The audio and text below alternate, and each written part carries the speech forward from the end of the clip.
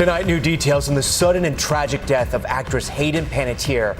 The 911 call for the Heroes in Nashville star reporting she went into cardiac arrest. First responders working to revive the 36-year-old at a South Carolina apartment.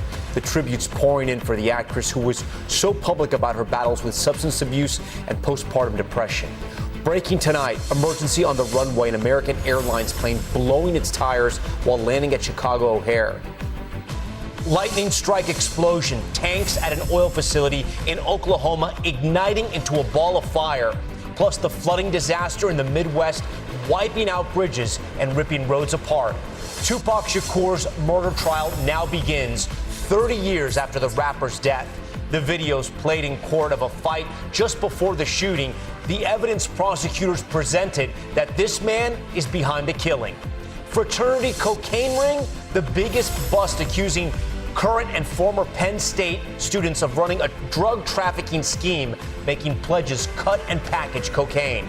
Switched at birth, two mothers speaking out after discovering their sons were swapped at the hospital when they were babies. Why it took nearly 40 years for them to realize what happened.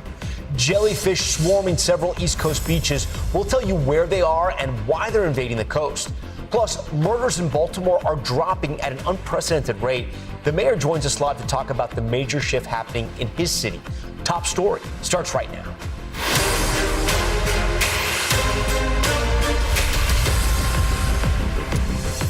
And good evening. We begin with new details in that shocking death of Hayden Panettiere, the actress who grew up in front of the eyes of America, found dead at just 36 years old. And tonight we are learning more about her final moments. The Nashville star found unresponsive in her Greenville, South Carolina home yesterday. Paramedics rushing to the scene after a 911 call reported a woman in cardiac arrest. And these photos obtained by TMZ show ambulances outside Panettiere's apartment complex. Officials say first responders tried life-saving efforts, but she was pronounced dead on the scene. The cause of her death, though, is still under investigation. Dispatch audio referenced a possible overdose. For decades, she was a mainstay on our screens, starting at just 11 months old in commercials and soap operas, and then her breakout role in Remember the Titans alongside Denzel Washington, going on to star in Ice Princess, NBC's Heroes, and Nashville. But her adult life plagued by addiction, grief, and postpartum depression. She eventually gave up custody of her only daughter to seek treatment. Those struggles and the alleged abuse she faced as a child actress detailed in her memoir, This Is Me, A Reckoning, released just this year. And tonight, tributes have been pouring in for those who shared the screen with her. Our Steve Patterson leads us off with more. Tonight, Hollywood reeling from the shocking death of actress Hayden Panettiere. Cardiac arrest. Sunday afternoon, paramedics rushing to this apartment complex in Greenville, South Carolina, after a 911 call reporting a woman in cardiac arrest. Dispatch audio from the emergency response referencing a possible overdose. Overdose. CPR is in progress. The 36-year-old actress pronounced dead on scene. These photos, obtained by TMZ, showing multiple ambulances outside the building, a neighbor describing the scene. Just a bunch of commotion in the hallway, and I had just heard about someone collapsing. The Greenville Coroner's Office telling NBC News first responders initiated life support measures, but were unsuccessful. For more than 3 decades, fans of Panettiere watched her grow up on screen. When someone gets nuggets, it's hard not to try one. From her first commercials to starring in soap operas, I had to. followed by that precocious breakout role in Remember the Titans. Oh, come on, that was such a bad call. Then in 2006, Panettiere became a household name, I'll be okay. starring in the hit NBC show Heroes. My name is Claire Bennett. Later, playing an ambitious young country star on Nashville, earning 2 Golden Globe nominations. Her personal life also made headlines. In recent months, Panettiere opening up about her mental health while promoting her memoir, including her decision to give her former partner full custody of their young daughter. I was struggling with mental health and anxiety and the postpartum and having to act my way through it and just feeling like I completely lost myself. Nashville co-star Connie Britton remembering Panettiere tonight. I have no words for this sad song, just heartbreak. A star beloved by millions, now gone far too soon. I feel like I have a lot more life to live. Steve Patterson joins us now live from LA. Steve, you feel for her fans and her family and all of her friends out there. We understand an autopsy was completed today? Yeah, an initial autopsy, Tom, the coroner revealing there were no signs of trauma that would have contributed to the star's death, and that the official cause, of course, still under investigation at this point. Tom. Okay, Steve Patterson leading us off here. Steve, we thank you for that. For more on this, I want to bring in Dina Gackman. She's a New York Times contributor who interviewed and profiled Hayden Panettiere just a few months ago ahead of the release of her memoir. Dina, thanks so much for joining Top Story. I got to tell you, I read your interview and the last quote froze me. I just could not believe it. I want to put it up on the screen for our viewers. Here's what she said. This is the last thing she's told you, at least in the story. "I just can't believe I made it through alive," she said. She was still pacing, talking about how she was doing the interview with you. When you read that back, or when you thought of that, what did you think today? It's so sad. And, I got a lot of I woke up to a lot of texts this morning from people who had read that piece and knew that I interviewed her, or had read it today, and just said it was kind of chilling for them. And to me, I guess it's the same, because it really struck me in our interview that, I've interviewed a lot of people over the years about a lot of very, very tough topics, and no one's ever asked to pace before. And it just really struck me as like maybe there was a sense of unease. When I talked to her, she was very sweet. She was very genuine about hoping that the book would reach people, but the pacing really, it struck me. And then thinking about it today, it was just, it's just very, very sad. In her memoir and conversations with you, she details some pretty disturbing experiences, being handed pills before red carpets and forced to be around predatory men in Hollywood at a young age. When you read an interview, I know sometimes things are taken out, things are edited. What stood out to you of all the stories she was telling you? I mean, there's really, a lot, she puts a lot of it in her book. It's a very raw book, but I think a lot that stood out to me was that there was this sense that she felt she couldn't speak out about certain things in Hollywood. And I think this was a time in Hollywood too, where a lot of women felt that way, that if she spoke up, she'd get fired or she'd never get hired again. And so they just kept so much of that predatory behavior, or somebody handing her, what she called happy pills when she was a teenager. And she just felt silenced. And that really struck me, is that, I don't know. I mean, I think it's different today, but at that time, and when the tabloids were so ruthless, she just felt she couldn't speak out, which was, another sad part of her story. When you were talking to her, did you think she was still struggling, or did she sound like somebody who was in recovery?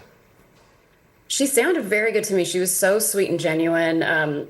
We connected in the interview, because I told her I lost a sister to addiction and she lost a brother to addiction. And she seemed genuinely sorry, but also when it came to her book and kind of getting back into the world, she seemed good to me. I mean, you always worry, especially knowing how addiction works. You always kind of, it's fear and hope is like the dance that you're dancing. And so you always kind of fear for them and hope for them. So, but she seemed to me actually genuine and ready to kind of get back out there and tell her story. She talked to you about her daughter, and this is sort of one of the sad tragedies of her life. The daughter lives with her father in Europe.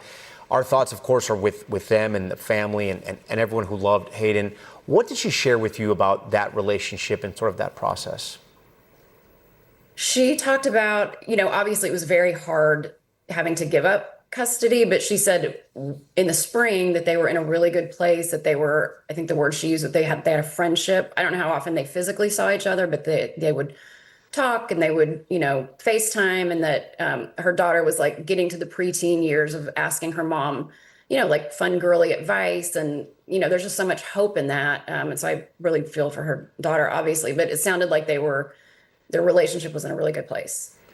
It is so sad. You wrote that Panettiere said she hoped her story would help anyone else who's experienced loss like she has, or has battled addiction, as you were just mentioning. She's so young, only 36. How do you think she'll be remembered?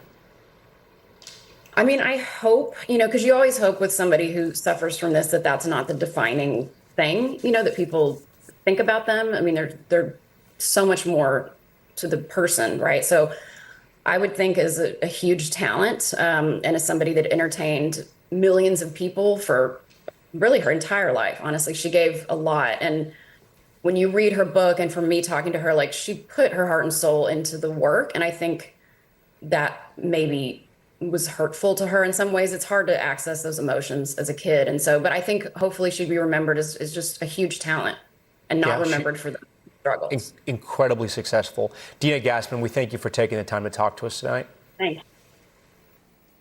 Tonight, we're also covering some breaking news that's happened out of Chicago. An American Airlines flight blowing its tires while landing at Chicago's O'Hare Airport. And you'll remember, this is the second incident in just the last week. Ryan Chandler has the late details. Tonight, an emergency on the tarmac at Chicago O'Hare. Fire trucks rushing to this American Airlines jet after the FAA says the crew reported 2 blown tires upon landing. American 360 requiring assistance. I heard he just blown a tire. No injuries, and no one's panicking. Everyone remains seated. The flight was arriving from New York's LaGuardia Airport with 180 people reported on board. American Airlines saying tonight passengers were transported safely to the terminal by bus, and the aircraft has been taken out of service for inspection.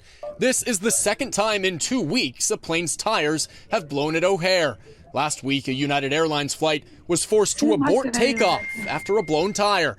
That blow prompting a massive emergency response as 161 passengers and 6 crew were forced to deplane. That was Ryan Chandler. We're going to turn now to the severe storms wreaking havoc across the country. A lightning strike igniting oil tanks in Oklahoma, sending a ball of fire and smoke into the sky. It comes as parts of the Midwest remain underwater. Our Maggie Vespa's in the storm zone.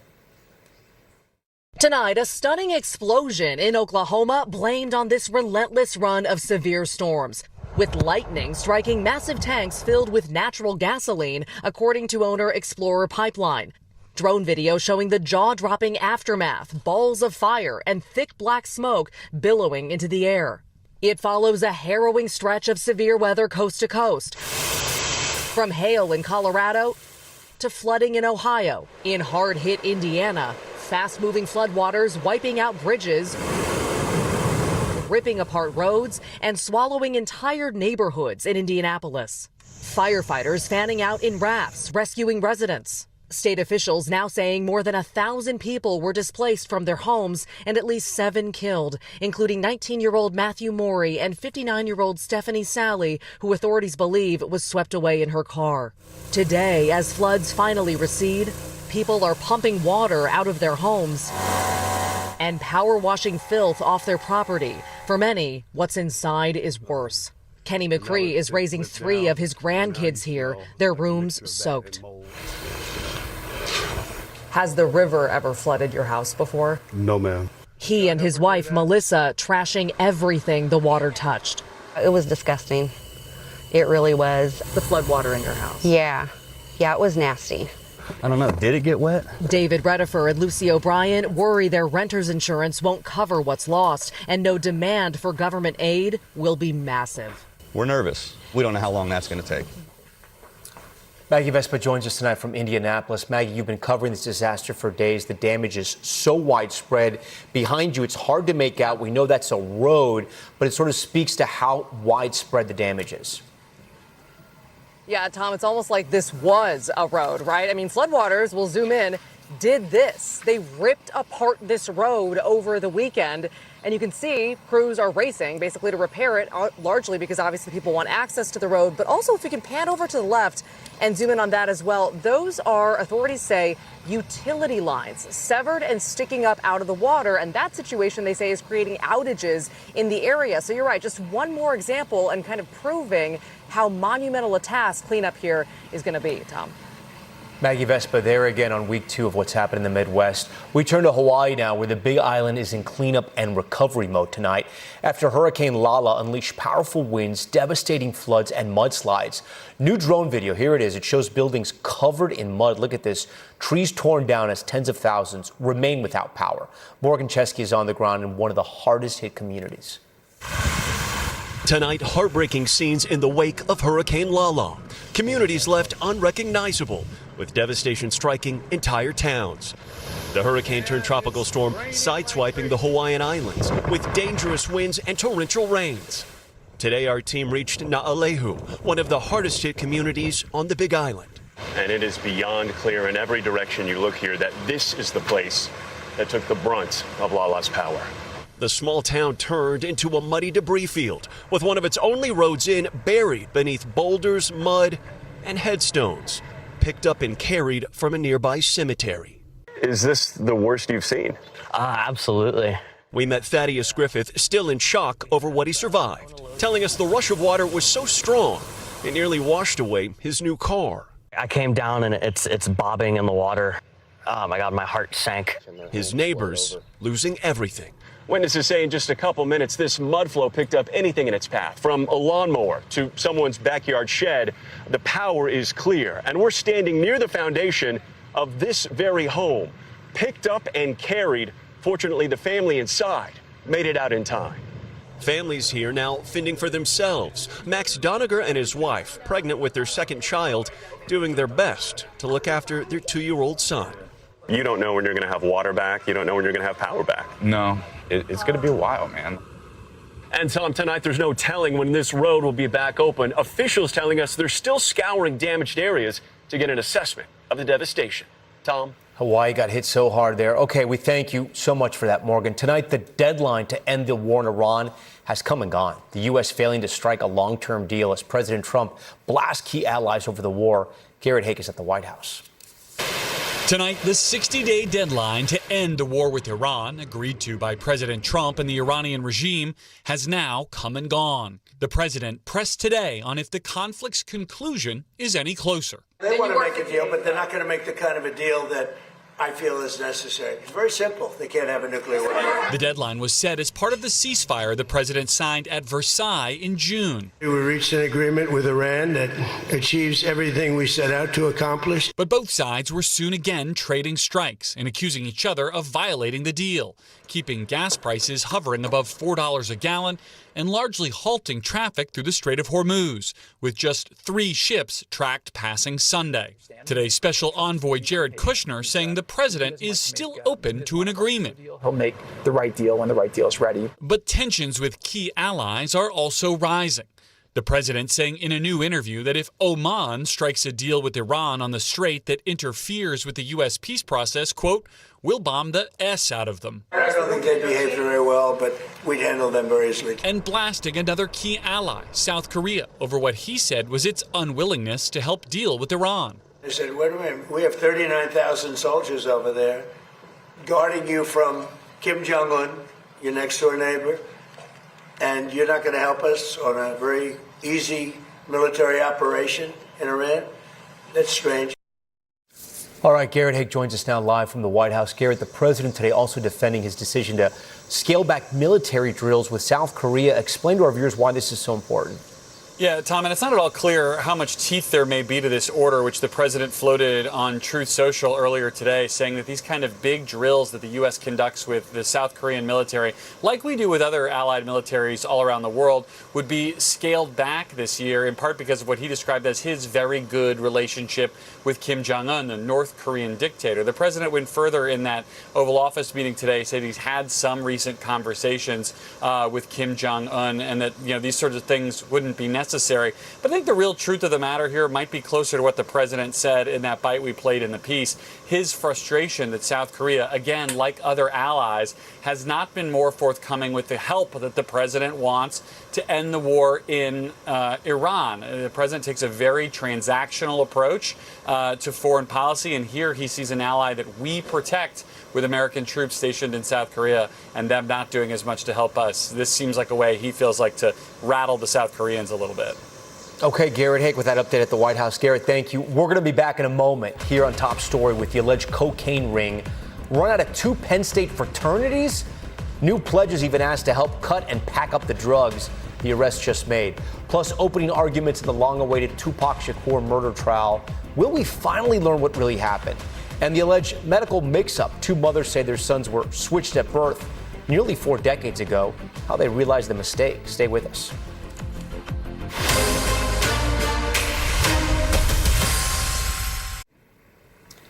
We're back now with the alleged cocaine ring connected to Penn State University.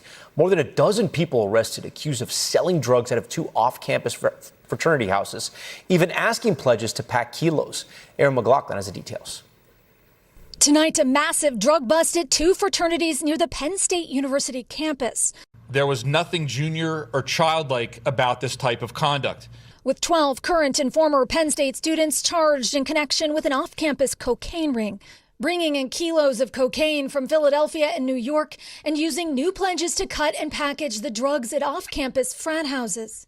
We found a pattern of events that showed cutting and bagging cocaine was, for some pledges, an indoctrination into the Delta Upsilon and Sigma Chi fraternities. Authorities allege senior members of Delta Epsilon and Sigma Chi ran the drug operation inside their fraternities between 2023 and 2024. The alleged ringleader, Agostino Abatiello, an accounting student with a passion for numbers, according to his About Me page. Witnesses told the grand jury he was the university's largest drug dealer. One witness saying in court documents that he paid Abatiello more than $50,000 for drugs. Tonight, the Attorney General says Abatiello is still at large. Delta Epsilon telling NBC News members involved have either been expelled, suspended, or resigned. Penn State released this statement, saying it's horrified by the allegations, adding criminal activity, including hazing, has no place at our institution, noting it's cooperating with law enforcement any way they can. The defendants have yet to enter a plea. Aaron McLaughlin joins us now. And Aaron, you were mentioning the Attorney General. They're thinking about more charges, too? Yeah, that's right. It was interesting watching the Attorney General's press conference. One word he seemed to avoid is the word hazing, and that's because hazing has legal weight in 44 out of 50 states, including Pennsylvania, which most recently in 2018 passed an anti-hazing law after the death of a Penn State student in 2017 during a hazing incident. So this university has history here. The Attorney General was explicitly asked in this press conference, are you looking at potential hazing charges? He says that is still on the table and the investigation continues. Okay. Aaron McLaughlin, good to have you here. We thank you for that. Turning now to one of hip-hop's biggest unsolved mysteries. Who killed rap icon Tupac Shakur? Today, opening statements in the case against one of the men prosecutors say was behind it. Here's Dana Griffin with what happened in court. Tonight, prosecutors laying out a roadmap of murder, nearly 3 decades since the death of rap icon Tupac Shakur. Tupac is gunned down in a drive-by shooting from a white Cadillac in an act of revenge. Prosecutors say Dwayne Keefe D. Davis, the sole living occupant inside that Cadillac, orchestrated the killing. Now, let's be clear. Dwayne Davis did not pull the trigger. But what he did do was plan the retaliation for the beating of his nephew. Retaliation for this brawl, captured on surveillance video hours earlier inside a Las Vegas casino, authorities say. You see Tupac and death row executive Suge Knight beating up Davis's nephew, Orlando Anderson, police say over a stolen necklace earlier that summer. Today, prosecutors using Davis's own words against him, playing a series of recorded interviews and quoting from his own memoir. In the book, he says, them jumping on my nephew gave us the ultimate green light to do something to their. The 63-year-old was arrested in 2023 and has pled not guilty. His defense team argues his past statements were not reliable and Davis was known to BS. What you're going to find is that the state cannot prove to you beyond reasonable doubt the claim that Keefe had anything to do with a first-degree murder. A former Vegas officer testifying this was Tupac's answer inside the ambulance when asked who shot him. And did he ever respond? Yes, he responded, no, we'll take care of it. So something like that. No, we'll take care of it. Now it's up to a jury to decide who's responsible for one of the music industry's greatest unsolved murders. Dana Griffin joins us now from L.A. So, Dana, Davis has argued that he previously signed immunity deals, right, with law enforcement that protected him from prosecution. Why do those not apply here? So Davis had those agreements with Los Angeles police connected to their investigation into the death of rapper Biggie Smalls. But prosecutors argued that Davis talking publicly about his involvement in Tupac's case made that agreement no longer valid. And some legal experts say had Davis kept his mouth closed, he would not be on trial right now. Tom? Yeah, and then before you go, prosecutors mentioned disgraced rapper mogul Sean Diddy Combs. He won't be called as a witness. Why was his name being brought up? Yeah, so Diddy was mentioned briefly during opening statements today. Prosecutors say that he hired Davis as unofficial security while he traveled on the West Coast. And in his memoir, Davis alleged that Combs wanted Knight and Shakur dead and offered Davis money to kill them. But Combs has long denied having any involvement in the shooting, and he is not on the witness list. Tom? Okay, Dana, thank you. For more, I want to bring in NBC News legal analyst Angela Senadella. So, Angela, explain this again. I kind of want to go back to this. So he signs these immunity deals. He says, listen, this is what happened with Tupac, and now he's being prosecuted for that crime. Explain this to me. So the immunity would have only applied, as Dana laid out, if he didn't talk later, and that is what has been argued in front of the judge. So unfortunately for him, what happened was that after the immunity deal, he also then went on television and also wrote a book, essentially mirroring the same statements that he said earlier. So the point at which you go out into the public and you then reveal what was in your immunity deal, allegedly or theoretically, that then immunity will elapse. So that is why it is now being prosecuted, Tom. How hard is it to convict someone of murder if they did not pull the trigger? So in other jurisdictions, it might be a lot harder. Now, in the state of Nevada, legally, it is not that hard. So if you aid, abet, you plan, or if the jury does believe his own words that he was the shot caller behind this, legally, he should be just as liable for murder as if he had pulled the trigger. But there's always a question of jury psychology. If the jury there will then think that maybe he had less of a role just because of this difference. But from a purely legal perspective, it's the exact same thing, Tom. What do you think about his defense attorney? There was a lot, obviously, we could watch today in that Las Vegas courtroom. What was your take on the strategy?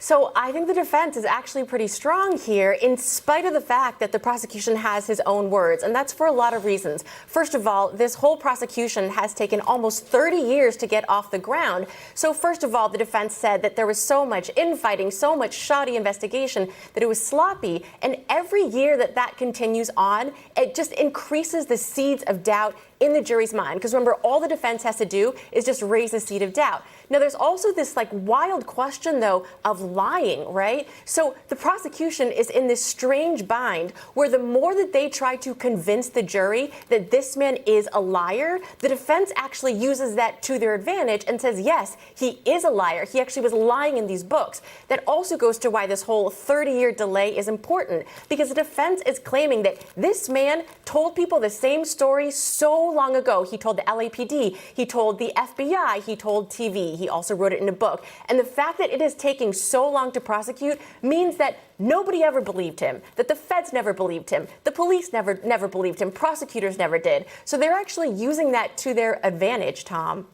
Yeah. And then as we mentioned, and you mentioned too, 30 years, right? How hard is that to prosecute a case when so much time has gone by? Yeah, so a lot of the reasons I said, and then on top of that, there's even more. So all the other people who were riding in that Cadillac are deceased, right? So there's no one to actually corroborate his story. Furthermore, there's almost no forensic evidence that's been brought forth. And due to the allegations of the investigation itself having been shoddy and sloppy, as the defense is making, they're really saying, look, nobody had anything. So finally, 30 years later, they're just trying to pin this on my client, when in reality, they should have figured this out earlier if they had anything. So all of that time really helps the defense, Tom. Angela Senadella, thank you for being here tonight. We appreciate it. Coming up, Baltimore's big drop in crime. The city once known for violence now seeing a decline in killings. We'll speak live with the mayor about what's going on. Plus, the new warning tonight for people heading to the beach. Dangerous jellyfish taking over some popular tourist spot. Ugh, look at that. But first, top stories, top moment, and you may know Saratoga Springs for its horse racing, but this weekend there were some smaller athletes on the course for the second annual Corgi Cup. Take a look. Off any moment, the flag is up. And they're off. A fast start for Butch T. Corgi, but on the far outside, it was a huge run from Kona. Kona smoking the competition, running its race. Congrats to all the small but mighty competitors. What a great moment there. Stay with us. More top story after the break.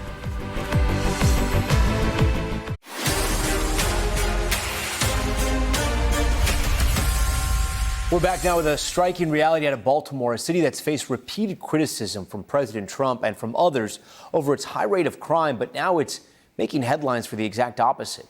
Baltimore had its lowest number of homicides through the first 6 months of the year, with just 60. That's down from 68 homicides over the same period last year, 88 the year before, and 142 back in the first half of 2023.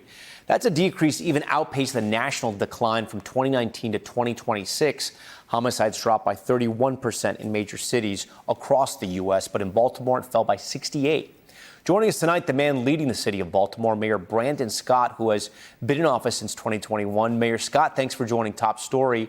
What do you think is working to drive these numbers down? When I took office in 2020, we talked about we were going to look at violence in Baltimore in a different way. We were going to look at it as a public health all-in approach and not just solely putting on the back of our police officers. And when you look at it the way that we've been doing it, when you have our police officers through our group violence reduction strategy, focus on the small percentage of people, less than 2%, who are responsible for the overwhelming amount of violence in our city, going after those folks, but also offering people a chance to change their lives, you see this impact. When you have us going after illegal guns coming into our city, gun traffickers, gun stores, gun companies who have been going around our laws helping to fuel this violence. When you see those great cases that our police officers are making handed to our state's attorney, our U.S. attorney, and our attorney general here in Baltimore, you see that. When you see this historic investment that we've made into community violence intervention through Safe Streets, through We Are Us, all these community-based organizations who have been waiting to have the city invest in them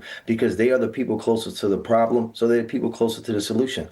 All of that together, coupled with our historic investment into young people in schools and wrecking parks and youth jobs, all of it, how Baltimore has done this.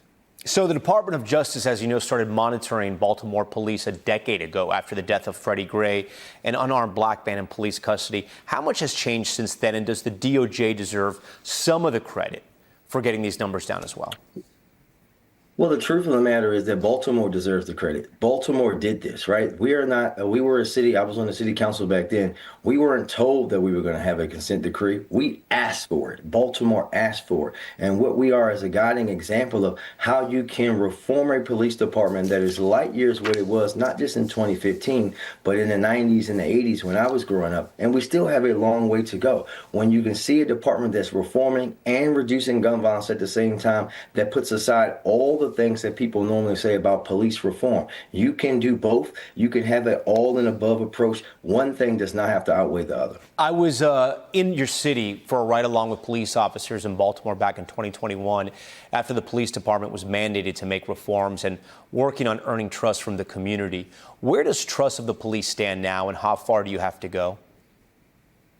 Well, we have a long way to go, but we have come a mighty long way. When you think about our homicide division clearing 60%, over 60% of their homicides, you don't do that without a better relationship with the community. A few short years ago, we had 37, 40% clearance rates. When you see the amount of tips that come into the police department, folks who are actually saying they want to help the police get rid of illegal activity in their community, that doesn't help them without rebuilding relationships. No, we are not done by a long shot. But when you think about where we were some 10, 11 years ago versus where we are today, we have come a long way of improving how our police department and our community works together. As we were getting ready for this interview, my team says that as city council president, you slashed the police budget by $22 million.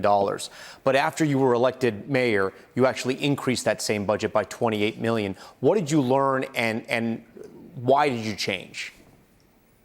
So it's not a change. I think this is something when folks have to get into the details. I didn't slash the budget by $22 million. I found $22 million in their budget that not even the sitting police commissioner, who would become my police commissioner at the time, knew what the money went to. No one will allow any organization to operate like that. And in fact, what I did was in units that we didn't really need to help us meet our consent decree reforms by putting people back into patrol cars so they could police their communities. And when you talk about about the increase. That increase essentially is just salaries rising because of our new contracts and us giving officers more money in benefits. But this was never for us a defund the police quote per se. This was how can we right size and have a both and approach. We have now been able to make historic investments into CVI, over $50 million into CVI for us, versus also making sure that we're supporting our police department, while we also have made records of investment into our school system and recreation and parks with $200 million in capital. You've heard this, but I want to play it for our viewers. This is President Trump talking about your city last year. I'm not walking in Baltimore right now. Baltimore is a hellhole. Baltimore is a horrible, horrible deathbed. It's a deathbed. What's your message to President Trump tonight? My message is what it always has been. We don't need the president here, but he should understand that Baltimore is the city that is leading this country's reduction in violence, and we don't have the National Guard, and we don't have all these other things that they say that we need. We have done it ourselves with the folks who have been here working to improve our city, and all we need our federal government to do is support us in doing the things that we've been doing, it because we have come a long way without the help that he thinks we need. We have a great federal delegation here in the state of Maryland. They have been grateful and helpful. We just need him to get out of the way. Mayor Brandon Scott, we thank you for joining Top Story and talking to us tonight. Yes, sir. Thank you. Now to Top Stories newsfeed, we start here in New York, where a judge is now delaying Luigi Mangione's state murder trial. It comes just days after he pleaded guilty to federal stalking crimes in connection with the killing of United Healthcare CEO Brian Thompson. Mangione's attorneys filed a motion to dismiss the state's charges, citing double jeopardy rules. Prosecutors now have until early October to respond. And a prehistoric find at the Jersey Shore. A father and his son were looking for shells on the beach when they found this. Look at this. It's a megalodon tooth. The shark has been extinct for more than 3 million years. It's one of the largest predators to have ever lived, with some reaching around 60 feet in length. Imagine that. Experts confirm the fossil, saying it's rare to find one in such good shape, and describing it as a once-in-a-lifetime discovery. And on the beaches farther south, massive hordes of jellyfish are plaguing popular tourist spots. Packs of the stinging predators spotted in the waters in Maryland and Delaware. NBC's George Solis takes a closer look at why. For some beachgoers, these dog days of summer include sun, sand, and a sudden sting. Ah, son of a jellyfish, I'm out of here. Giant swarms of jellyfish spotted in the water at beaches in Maryland and Delaware, hundreds appearing to float on the surface in Ocean City, and about an hour north in Rehoboth Beach, too. Lifeguards say this season is especially bad. It was almost a 100% guarantee that you would get stung if you got in the water. The quality of sting has risen as well. We've seen people with stings that last for the whole day as opposed to 30 minutes. And while these ocean invaders have been the subject of satire, you're gonna have to pee on it. What? It brought Jenna Dobrinsky's summer swim to a complete stop. I was paddling out a little bit, and then I tried to stand up, and then all of a sudden I feel like an electric shock on like my chest area, and I look down and it's like this giant white jellyfish. This is what her stings look like now, about a week after being in the waters of Ocean City, Maryland. I've been going to Ocean City for as long as I can remember. I don't remember a year where the jellyfish have been this bad. Look at that! So, why so many jellies? Marine experts say warming waters and climate change could be to blame. We had a drought this spring and early summer, so we have saltier water that's going to, again, be more favorable for growing jellyfish. Holy crap. Beach regular Jimmy Charles says he was stung on his ankle while walking along the shore with his family in Ocean City. The tough part is my kid wants to be in the water the whole time, and children, their skin is so much more sensitive, so that's the real issue, is protecting our kids from these stings. I don't know have the answer to it, but this year was definitely tough. George Solis joins us tonight. George, there's a lot of wives' tales out there about what you should do when you actually get stung. So what do the experts really say? Yeah, that's right, Tom. Some of them bordering on absolute just comical nature. But the reality is the tried and true methods include things like using vinegar, hot water. One lifeguard telling us they even use shaving cream to help try to get some of those barbs that are still stuck in the skin. The best thing to do, of course, is to check with a lifeguard, check the jellyfish index, and they'll tell you whether or not the waters are even safe to go into at that point. But this problem seeming it's going to persist as these waters stay warm. Tom? The jellyfish index. Okay, you always learn something new on Top Story. George, thank you. Okay, we're going to take a turn now to the shocking discovery for two North Dakota mothers, a home DNA test revealing that their sons were switched at birth nearly 40 years ago. Now they're suing the hospital over the alleged mix-up. Courtney Arnold with our Fargo, North Dakota affiliate KVLY has the story. Two babies, one hospital, and a mistake these families say stole decades of memories. In court filings, two North Dakota families accused Unity Medical Center in Grafton of switching their newborns on January 26, 1988, the only two babies born there that day. They say each boy went home with the wrong parents, and no one knew for more than 36 years. Liz O'Toole. I had Kyle at age 25. She lives in Minneapolis and raised Jeremy Morrison, but DNA shows her biological son is Kyle Boleyn. Our families never knew each other. We didn't hang out together. They were not in the same daycares. The lawsuit claims hospital staff switched the boys in those first hours when nurses took babies in and out of the nursery.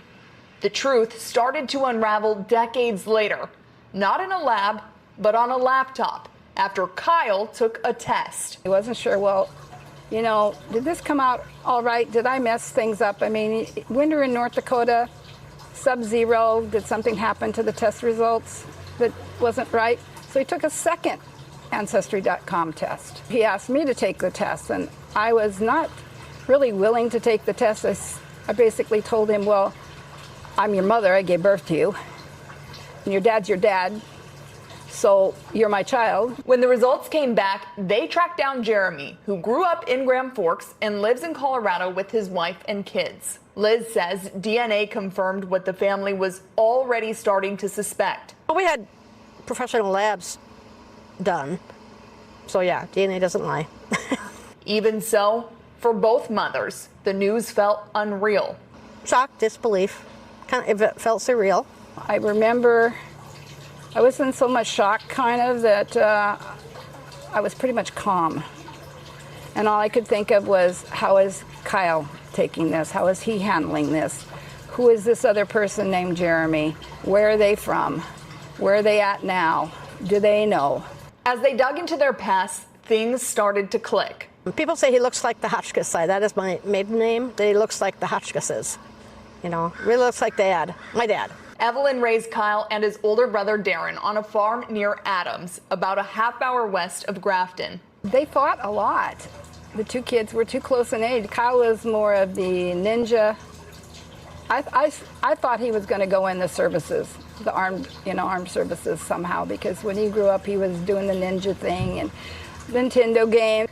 But those were the two things that he was really into, being a little ninja when he was young and video games. Today, Kyle lives in Michigan. Jeremy left Grand Forks for Colorado. But when the truth came out, they came back to meet the families they never knew. I'm looking at a 36-year-old man who's almost identical to his brother Darren. Yeah, it was pretty emotional. It was pretty strange at the same time, getting to know actually a perfect stranger. Liz admits it's been hard on the men. Knowing what they could have had.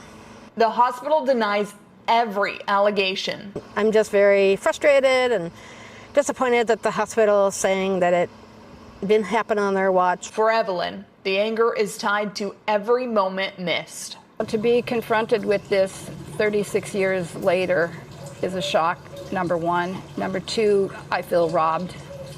I feel angry at the hospital that this even happened, because I trusted them to not only deliver my child, but to present my child and let me leave with my own biological child.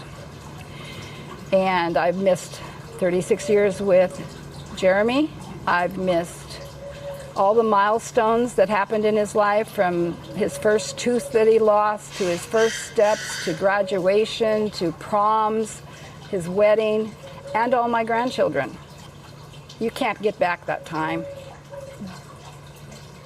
There's nothing you can do about it. You just have to try to carry on. Liz and Evelyn are still learning how to be mothers to sons they didn't raise. But for the ones they did, I have 2 sons now. Kyle's my son, and I love him, and he'll always be my son. Their love stays the same. Yeah, that's not going to change. Our thanks to Courtney Arnold. Still to come tonight, the new push for peace in Gaza. Israeli Prime Minister Benjamin Netanyahu meeting with President Trump's son-in-law, Jared Kushner, is a breakthrough within reach. Plus, another museum heist in Italy, thieves breaking in and stealing Renaissance art worth millions. The search for the suspects right after this.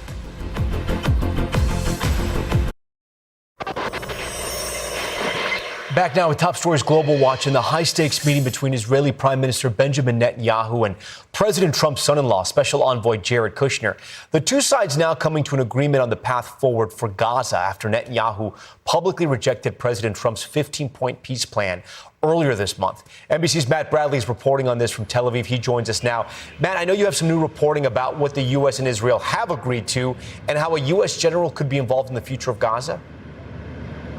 That's right. So we're talking about General Jasper Jeffers. And, this is a general who is close to President Trump. He has been leading the International Stabilization Force. That's one of the groups that was created under that October 2025 deal that ended the war in the Gaza Strip, though it didn't end the fighting. But Jeffers is now going to be running this supposed force that several, mostly Muslim majority countries have already pledged personnel for. But it's unclear whether or not this pretty small fighting force, we're not talking about a lot of countries, and we're talking about the number of personnel, maybe in the hundreds, would be presumably going into the Gaza Strip and disarming Hamas. And that would mean Hamas, according to what we've been hearing from the meetings that Jared Kushner had today with Benjamin Netanyahu, would be handing over their weapons to this International Stabilization Force led by this American general. That's something that still is really going to need to be hashed out on the Hamas side. They haven't been very clear about whether or not those weapons are going to be able to be going to anywhere other than Palestinians. And that's something that the Israeli side has really, really strongly rejected. And then, if the U.S. and Israel do get on the same page, what about Hamas? We know that Kushner met with their leadership as well.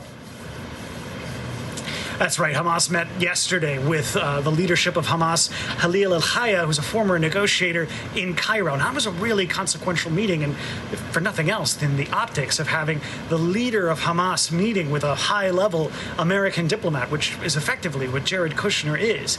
But the people that I was speaking with here in Israel said it didn't sound as though Kushner came from Cairo with a message from Hamas directly. But for the people that I spoke with here in Israel, they were saying that this meeting between Kushner and Netanyahu was really more focused on bringing those two sides together. It's unclear whether or not Hamas is going to have much say in things going forward now that it looks as though Benjamin Netanyahu has really managed to bring Jared Kushner, at least, the president's son-in-law, back into his good graces and basically into his fold. Okay, Matt Bradley for us from Tel Aviv. Matt, thank you. We're going to stay overseas now with the latest art heist rocking Europe. Thieves making off with 4 Renaissance artworks from a museum in Sicily. Our Raf Sanchez is tracking the latest. And Raf, this heist coming just hours after Italian police announced they cracked a separate heist? Hey, Tom. Yeah, police in Italy barely had time to celebrate cracking one major stolen art case when another one fell right into their laps. Here's the deal. On Friday, Italian authorities announced with a lot of fanfare that they had solved a mystery from up in northern Italy. Back in March, a group of thieves broke into a museum there. You can see a pretty stunning CCTV. They're going from gallery to gallery. They're taking these paintings off of the walls. And in just 3 minutes, they make their escape. They have 3 paintings worth a cumulative $10 million. Now, on Friday, Italian authorities announced not only had they arrested 5 people in connection with the case, but they had safely recovered all 3 of those paintings. Now, fast forward just 24 hours, and you have another museum robbed and more masterpieces missing. This time, it's in the city of Messina, down in Sicily, in southern Italy. These are paintings by the 15th century Renaissance master Antonello Damascene. Authorities are not giving a whole lot of detail about how this latest heist was actually carried out, but what they are saying is that it was done during a major religious festival that was happening in the city. Some 100,000 people were out on the streets, big occasion. The police were very focused on crowd control, and authorities believe that that provided the perfect cover for this heist to go down. Now, Tom, one question we often get asked is, what do the thieves actually do with these stolen masterpieces? Can you resell a painting that's so recognizable the whole world is looking for it? Experts say a couple of things. One, these thieves can ransom the paintings back to the museums they stole them from. Two, it is sometimes the case that you get a private collector who basically commissions the thieves to go out and steal these priceless pieces of art for their own personal collection. But finally, these paintings can also be pretty useful collateral for organized crime groups when they are carrying out black market, underworld negotiations. They can be useful bargaining chips. And so that is why art theft remains an absolutely booming business. Tom? Raph, we thank you for that. When we come back, the high-flying celebration for one woman marking her 100th birthday by jumping out of a plane, that special skydiving stunt, and how she hopes it will inspire others. Coming up right after this. Finally tonight, we introduce you to the thrill-seeking grandma with a unique birthday tradition, skydiving. Ahead of her 100th birthday, she took to the skies to celebrate a century on Earth. For Ruby McNally, there was only one way to celebrate her 100th birthday. The California grandma trading a party for a parachute, celebrating a century of life on Earth by leaping out of a plane and skydiving over it. This jump, though, not her first. It's my third time. Third time jumping out of an airplane. That's right. What started as a dare from her grandson on her 80th birthday, turning into a once-a-decade tradition. At 100, you're not talking her out of anything. Yeah. As for how her family feels, they're all scaredy cats. They're all scaredy cats. This time, some of them are joining in on the fun. There's not that many other people on planet Earth that can say, hey, I'm going skydiving with my grandma that's 100. You know, I mean, it's pretty special. I hope that they'll carry on the tradition.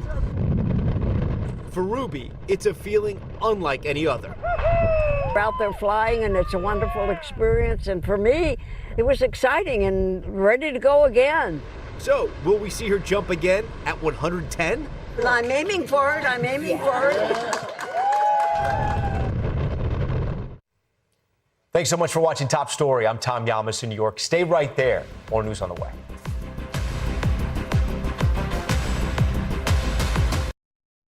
We thank you for watching, and remember, stay updated on breaking news and top stories on the NBC News app or watch live on our YouTube channel.